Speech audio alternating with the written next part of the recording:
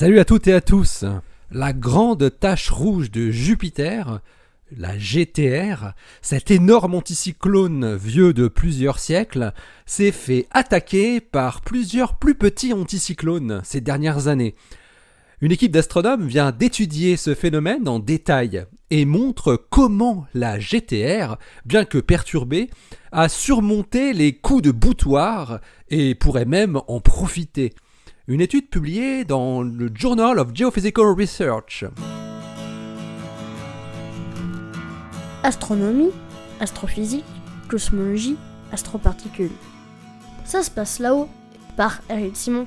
On ne présente plus la grande tache rouge, mais de grande, elle n'aura bientôt plus que le nom.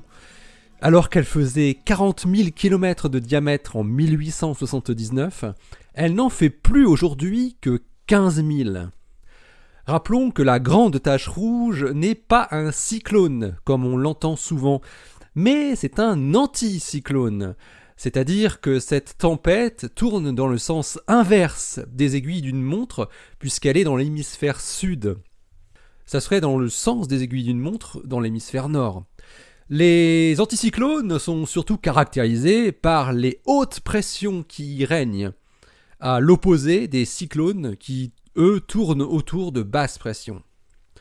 Et on ne sait toujours pas pourquoi ce grand anticyclone multicentenaire se rétrécit aussi vite en ce moment. Ce qui est sûr, en revanche, c'est qu'une série de petites tempêtes anticycloniques, 5 à 6 fois plus petites que la GTR, sont entrées en collision avec la GTR ces 2 dernières années, avec des effets bien visibles. Elles ont eu pour effet d'éroder la GTR et de la rétrécir un peu plus.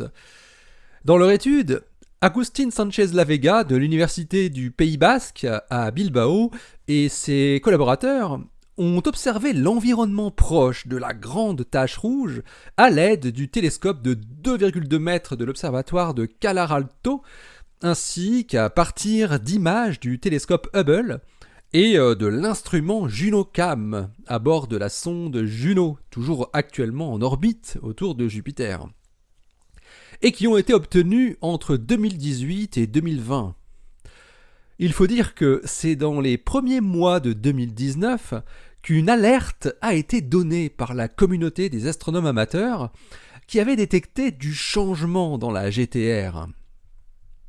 Avant 2019, le grand anticyclone était frappé en moyenne par un petit anticyclone par an. Mais depuis 2019, ce nombre a été multiplié par 20.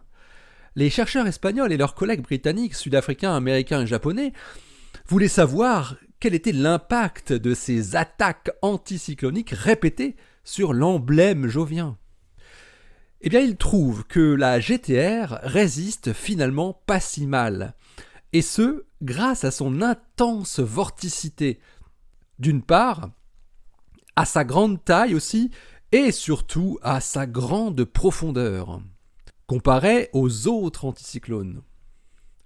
Les chercheurs montrent que les petits, entre guillemets, anticyclones perturbent la GTR, mais sont finalement absorbés par elle, qui récupèrent ainsi leur énergie de rotation, qui tourne dans le même sens. La vitesse de rotation à la périphérie de la grande tache est de l'ordre de 540 km/h.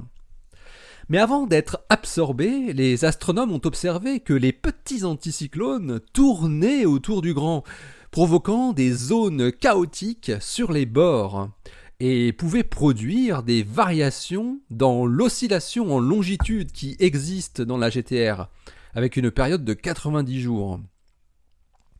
Des phénomènes d'élongation des nuages rouges sortant de l'ovale ont ainsi pu être observés.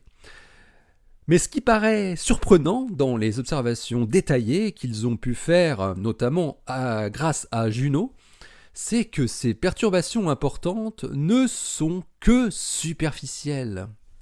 Les couches profondes du grand anticyclone rouge restent relativement épargnées. À 200 km de profondeur, la GTR reste quasi intacte. Les interactions dynamiques qui sont observées offrent par ailleurs aux chercheurs l'opportunité d'estimer quelle est la profondeur de la grande tache rouge grâce à une série de modélisations. Il trouve une fourchette comprise entre 290 et 1450 km. Or, la sonde Juno avait permis d'autres estimations de cette profondeur par différentes méthodes.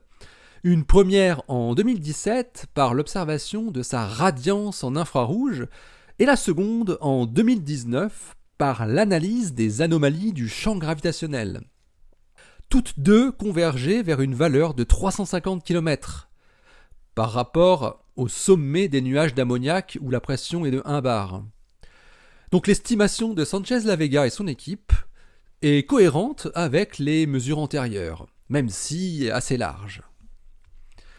Agustín Sánchez-La Vega, qui s'est spécialisé depuis plus de 20 ans dans les vortex planétaires et plus particulièrement sur le plus majestueux du système solaire, tire la conclusion avec ses collaborateurs que les multiples interactions d'anticyclones de plusieurs milliers de kilomètres de diamètre qu'elle a subies maintiennent en vie la grande tache en lui apportant de l'énergie de rotation supplémentaire.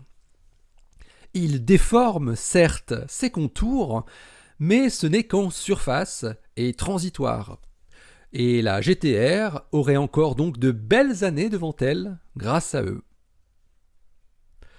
L'article de Agustín Sánchez-La Vega et ses collaborateurs est paru dans le Journal of Geophysical Research, Planets, en date du 17 mars 2021, et il porte le titre Jupiter's Great Red Spot Strong Interactions with Incoming Anticyclones in 2019. Allez, d'ici la prochaine, portez-vous bien, restez bien les yeux vers le ciel et restez bien les pieds sur terre. Allez, salut!